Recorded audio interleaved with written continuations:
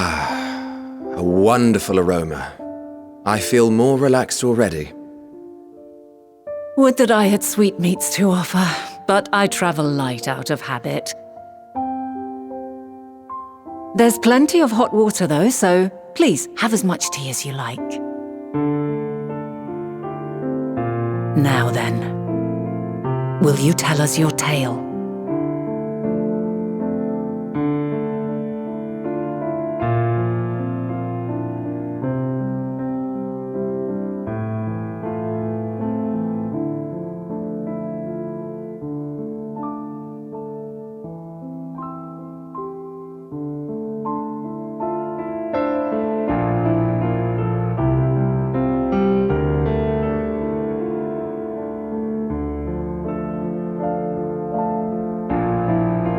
Why don't you start from the beginning?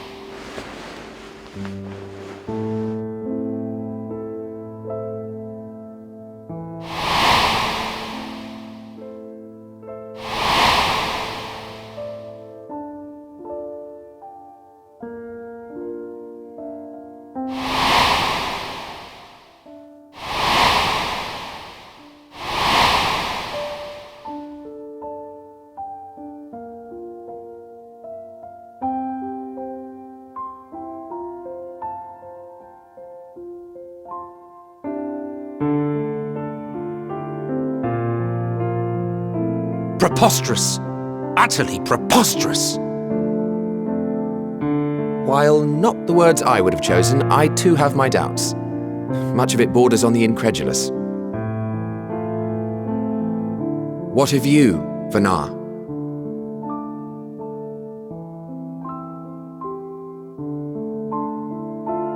Not knowing the precise details of the first final days, it is difficult to determine the veracity of the tale.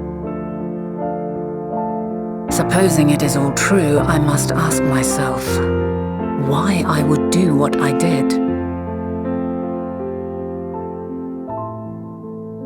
Why would I feel I had no recourse but to oppose the 14 and create this Hydaelyn? Circumstances change, of course, but it would not have been an easy decision regardless. No, there must have been a reason. One compelling enough to force me to take such drastic measures. Then there is the Elpis flower, which I said would serve as a guide. That it's of import to your mission is plain, but your presence here leads me to believe that this place also holds significance. But what could it be? What are we meant to accomplish? Might it not be simply thus? In the future whence he came, the final days could not be averted. Mankind has no choice but to flee the star. By alerting us to that eventuality, perhaps you wish to pave the way for other futures. Theoretically speaking, it is a possibility. Yet if that were my primary objective, I see no reason to guide our friend to Elpis specifically. The capital and Amarot, or even my own home would be more logical destinations.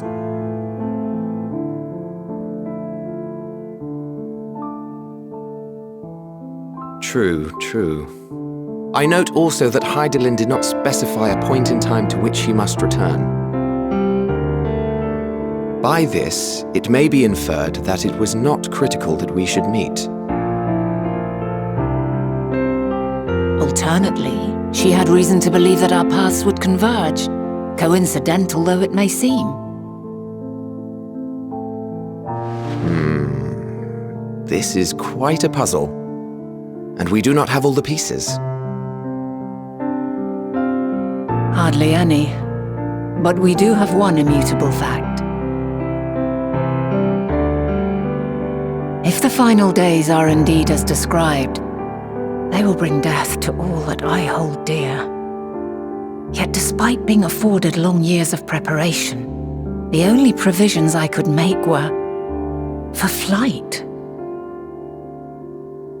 Nay, my first and foremost endeavor would be to find a way to forestall the coming doom. Given that even the 14 failed, mayhap you deemed it impossible. Nothing is impossible. This I have always believed. And if Hydaelyn is indeed me, she would believe the same.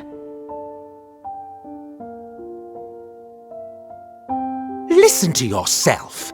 Are you seriously entertaining the notion that you are a messianic figure in some far-fetched tale?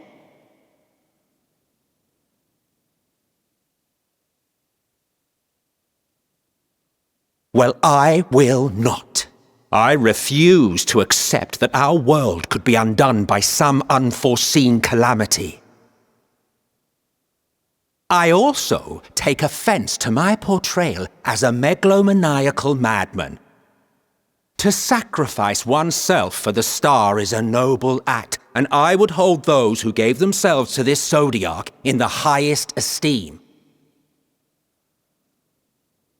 Yet, you claim I recreated Amarot and populated it with phantoms of our people? A bizarre indulgence that would be insulting to their memory. Worse still, I even invited you there. Literally invited my own downfall. Why would I do something so idiotic and inexplicable?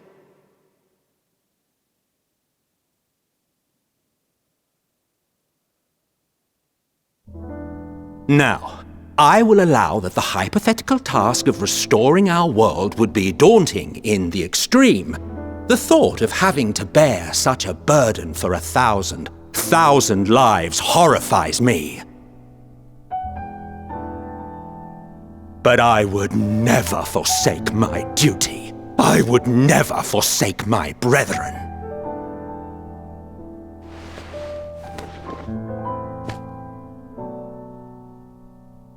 You do not know me. I've had my fill of your fiction. I will return to my duty, and you will not bother me again.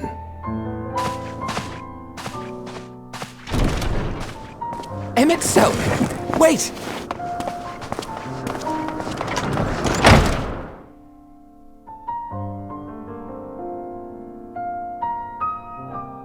You've seen much of Elpis already. If you have any observations to share, I should like to hear them.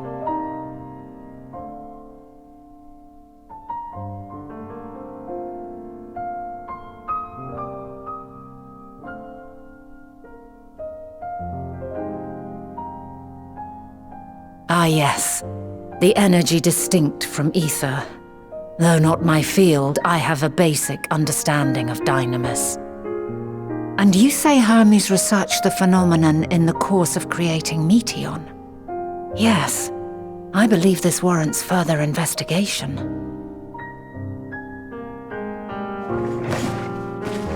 With that settled, tis time for action. The missing pieces of the puzzle are here, I'm certain of it. And when you find them, the picture my future self has painted will be complete, and you will have your answer. Now suffice it to say, I will aid you in your quest.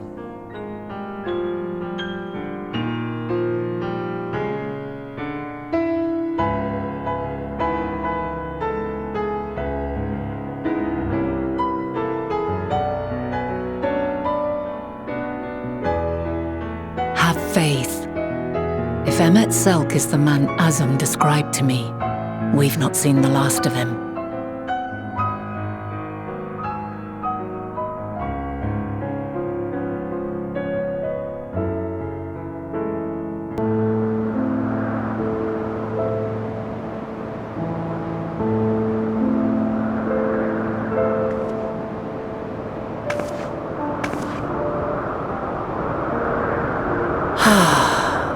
a delightful breeze, and a breathtaking view.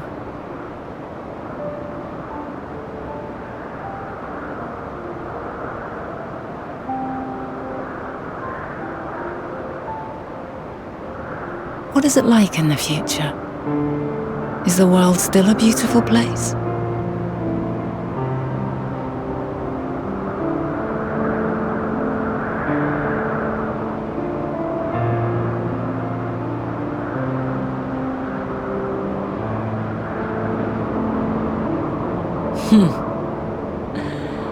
I swear I could hear the glimmer in your eyes and the adoration in your voice. While we wait, will you not tell me about your adventures? Well, not the portentous events which led you here, but the simple delights all your own. By learning about the future world, I may gain insight into future me's plans. But more than that, I have an interest simply as a fellow traveller. Short of going somewhere oneself, there's naught more stirring than hearing another's account.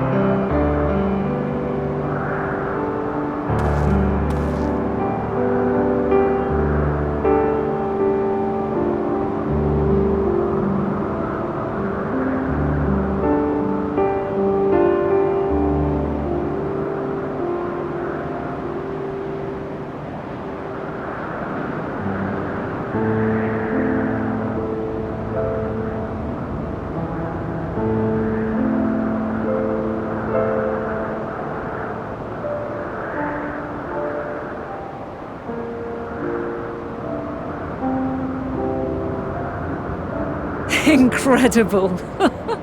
Would that I could have been there to see it.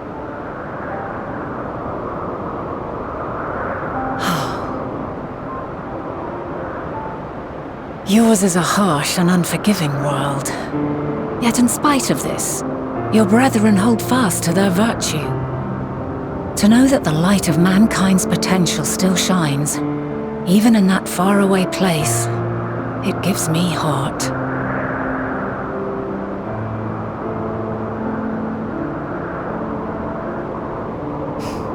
Thank you for regaling me with your tales. I will treasure every word.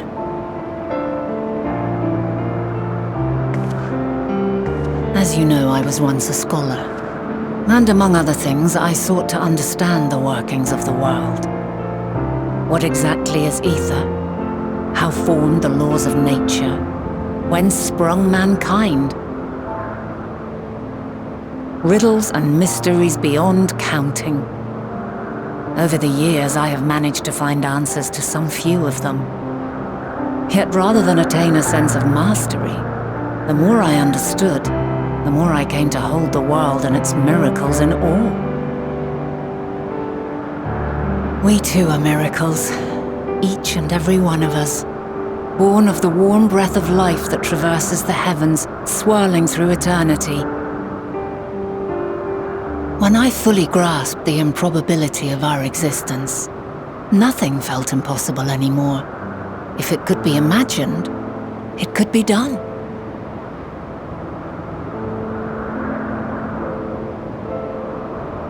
A passion swelled within me, an epiphany dispelling all preconceptions of what was natural and true, and a presence without, immense yet intimate.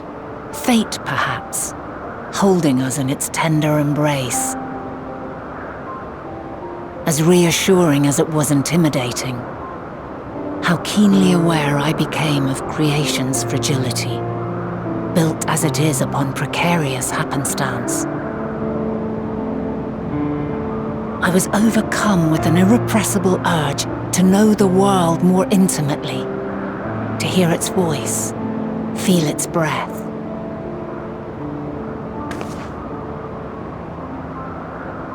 I ventured forth on a journey that very day, so very long ago now.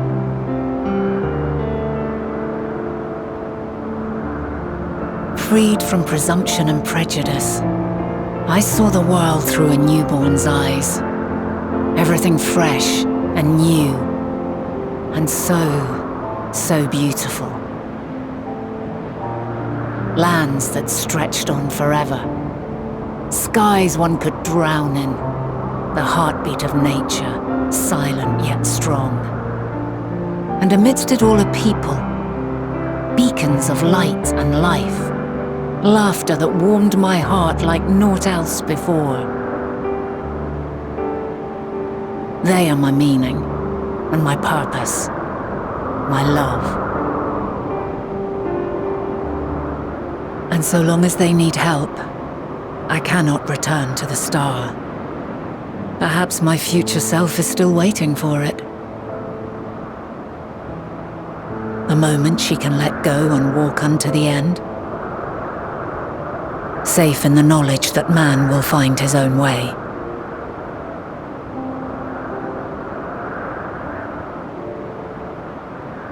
You, who are our future, tell me this, and tell me true. Has your journey been good? Has it been worthwhile?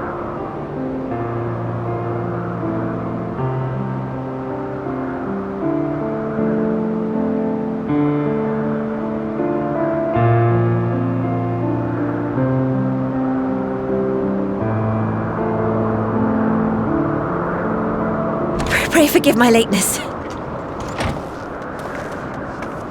My observation subject was rather irritable, and it took a while to settle it down.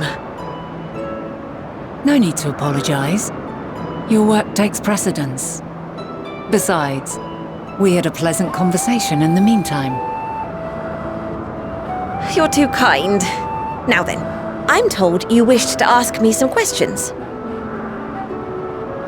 Indeed. I've an interest in one of Hermes' creations. Meteon. You witnessed a host of them take flight, yes? Oh, that! Yes, I did. It was in the dark of the morn. I'd left the Thalassai after nocturnal observation. As I walked along, I spied a bright light climbing high into the southeastern skies. Then, in an instant, it was gone, like a shooting star, only rising rather than falling. But then another shot up, then another, and another. Intrigued, I made my way to the edge to investigate. And who should I spy on an isle to the south but Hermes and Meteon, the Metea, rather. There were lots of them, and I realized they must be the shooting stars that I'd seen. A dazzling spectacle indeed.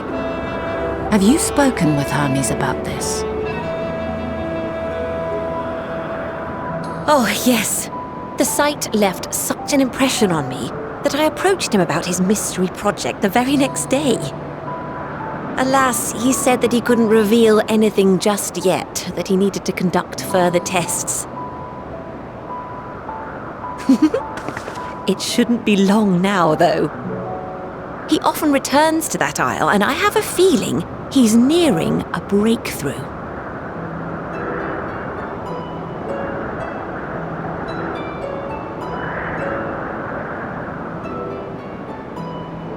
Splendid. We are likewise eager for the details.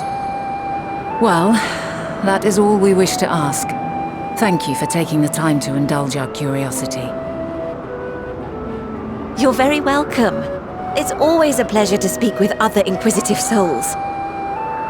Oh, and will you be descending now? If so, I shall link the doors for you. Please.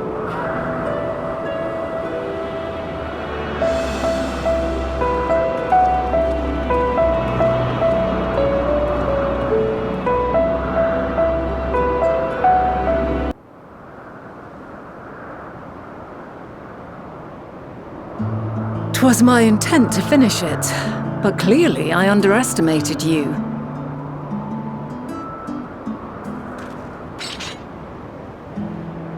One would think I never learn. I made the same mistake with Azam when we first sparred. Despite being less than half my age, his strength was astounding. As is yours. 'Tis plain you have weathered considerable hardship. Far more even than your tales would suggest. It seems we have both learned much on our journeys.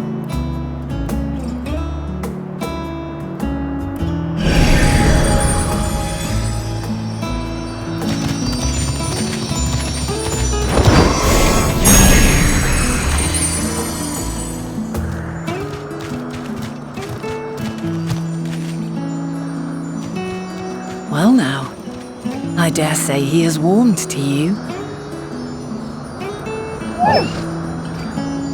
A boon to be sure.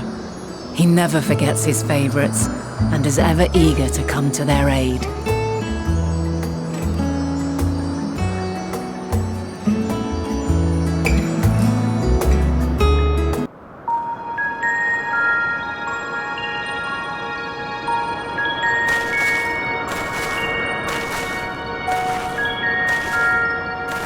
Quite a small place, lacking even the most basic equipment.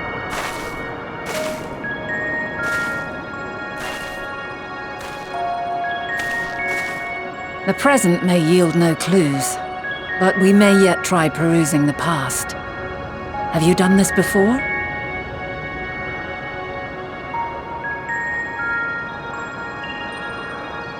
So you cannot control the power freely. Worry not. I shall assist you.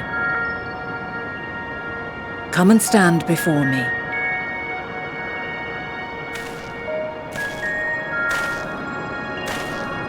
There are two ways to see the past. The first entails peering through the walls of the soul in the moment a subject is recalling a memory. The second requires no subject, and is instead a process of piecing together an event from ripples left in the ambient ether. As memories are etched upon the ether of the soul, so too are they etched upon the ether of the world. In this way can history be preserved. Such memories are given to fading, however, and can prove challenging to visit. But come, let us try. Close your eyes.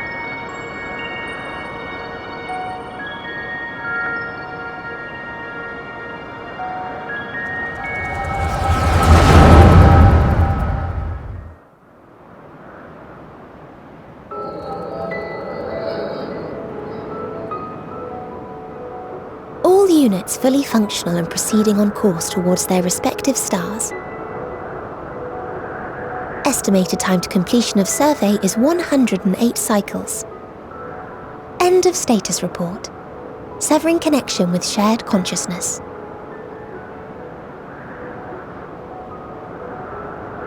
Did you hear that, Hermes? All is well.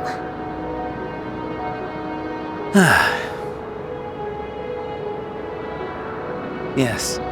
Good tidings at long last. Every step of the way, I've been reminded how little we understand creation. How the universe defies imagination. But soon we won't need to speculate. We'll know the answers. What others live for. Indeed. And we'll owe it all to you and your sisters. I wonder what answers we will get. Whatever intelligent beings that exist out there are bound to be vastly different from us. Diverse in form and culture, possessed of unique ways of thinking. Their conception of life and its purpose will be no exception. Completely and utterly unlike ours. Utterly unlike... how? I have no idea. Yet whatever answers we receive, I will not dismiss them out of hand. No, I will think earnestly on them all, and I will share them with our people, that together we may contemplate our own existence. Perhaps then our star will become a better place, not only for man, but for all life.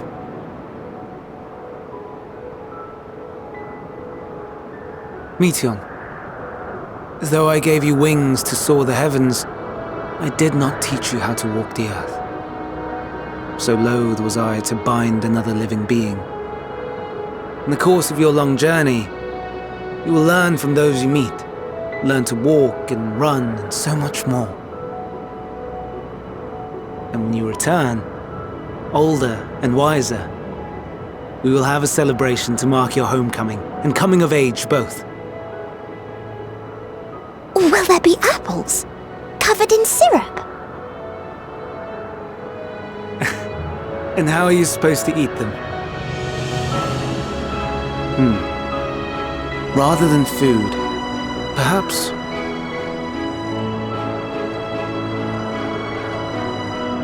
a flower. Yes. Upon your return, I will gift you a beautiful flower.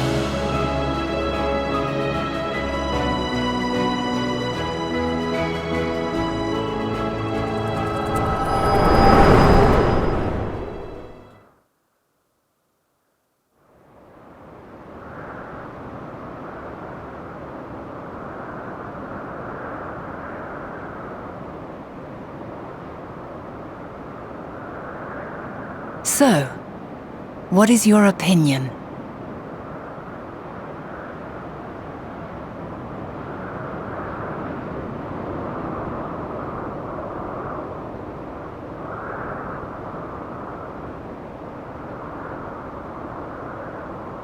I am inclined to agree. As we had suspected, the two are somehow involved. Yet 'tis difficult to believe that they would deliberately seek to end all life.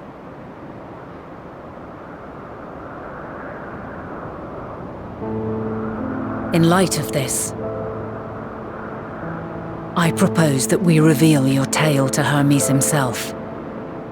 If he does not wish for the final days, as we believe, he may well join us in pursuing a solution.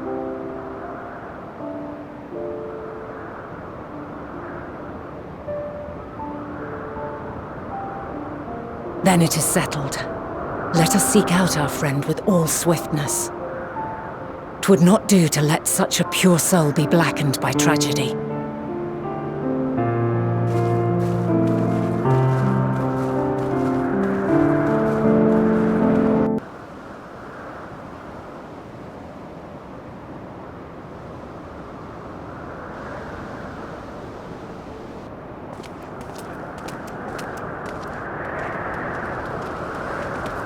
My apologies for keeping you waiting.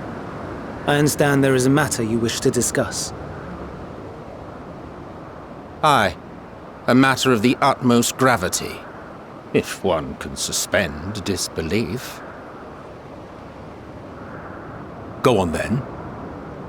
Tell him what you told us, who you are and why you came.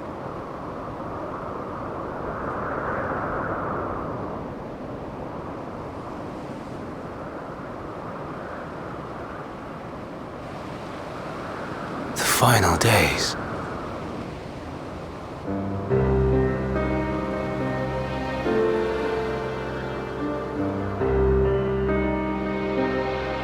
The phenomena observed during these star-encompassing calamities is likely the product of a dynamis reaction. And none is more versed in the applications of this energy than you, Hermes. I must stress that we do not believe you would desire such destruction. We come not to lodge accusations, but to beg your wisdom. And so, distressing though the exercise may be, I ask that you share with us your opinion on the matter, on the assumption that our visitor's tale is true. Even you, Vana.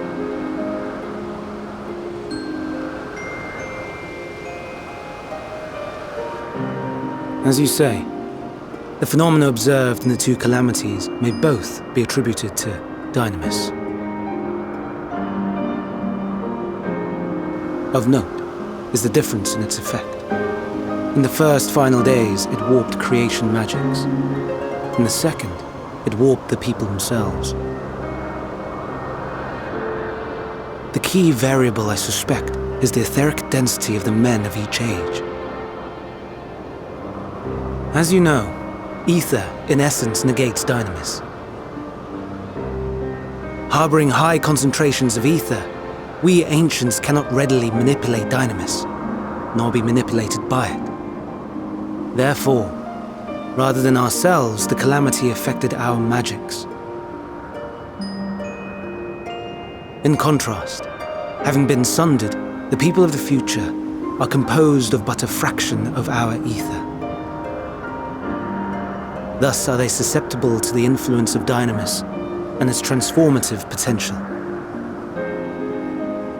But that would explain only the mechanism, not the cause. Though perhaps...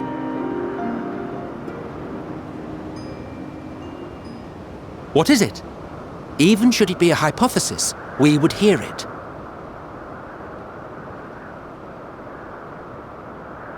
Dynamis is an energy put in motion by feelings.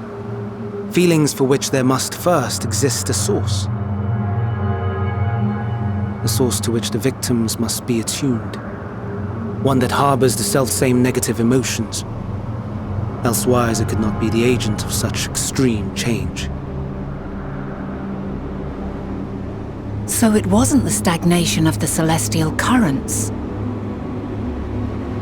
Someone, or something, is instigating the star's demise.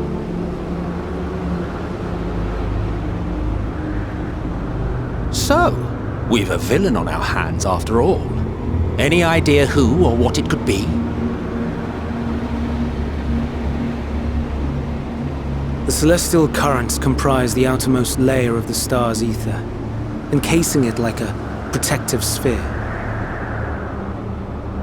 According to your tale, it was where the currents were weakest that the phenomena first manifested. If the inciting factor came from without a Theris, then its effects would first be seen in those locations.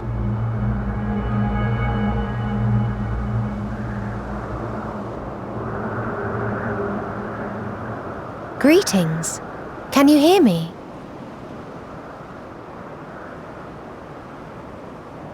Do not be alarmed. I mean you no harm. I wish only to hear your words, share your feelings, know your thoughts. May we please be friends? Meteion. What is it?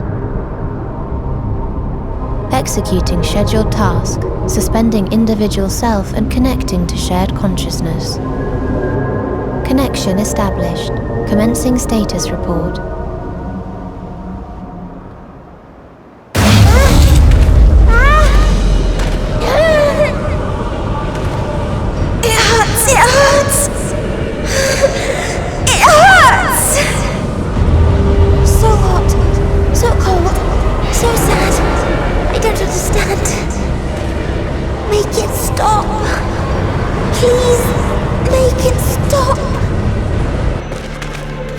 Steady, Meteion.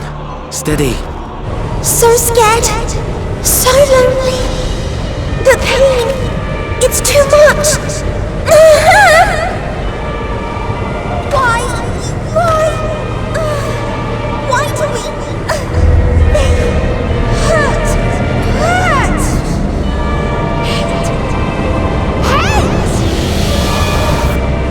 This is wrong.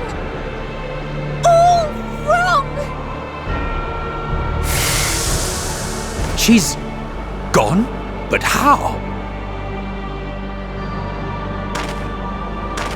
She has altered her etheric density in order to blend in with her surroundings, an ability for avoiding confrontation. Most effective. Frustratingly so. I can't see her either. Not even a trace. Stay away. Please. This is wrong. My mistake. So please. Are you all right?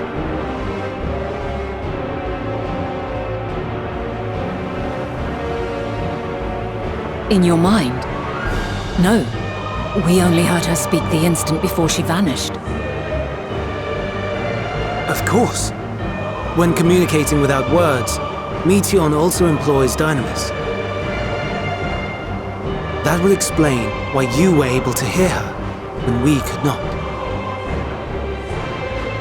Then you are our best chance of finding her. Follow her voice and try to track her down. Hindered though we may be, let us split up and search as well.